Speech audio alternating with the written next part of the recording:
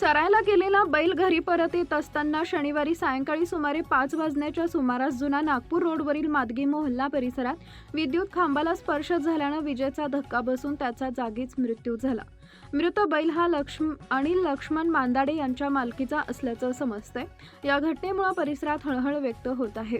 विशेष म्हणजे संबंधित विद्युत खांबाजवळ परिसरातील लहान मुले नेहमी खेळत असतात, त्यामुळे यावेळी मोठी जीवितहानी टळली असली तरी भविष्यात गंभीर दुर्घटना घडण्याची शक्यता नागरिकांनी व्यक्त केली आहे। स्थानिक नागरिकांनी महावितरण विभागानं तातडीनं संबंधित विद्युत खांबाची तपासणी करून दुरुस्ती करावी, तसेच अशा धोकादायक ठिकाणांची पाहणी करून विद्युत खांबांची दुरुस्ती करण्यात यावी, तसेच धोकादायक ठिकाणांची पाहणी करून आवश्यक उपाययोजना कराव्यात अशी मागणी केली आहे। नागरिकांच्या मते विद्युत विभागाच्या दुर्लक्षामुळे अशा घटना घडत असून तातडीने याकडे लक्ष देण्याची आवश्यकता आहे। ब्युरो न्यूज 7 मराठी मूळ चंद्रपूर। लाईक करा, शेअर करा, सबस्क्राईब करा आणि बेल आयकॉन प्रेस करा।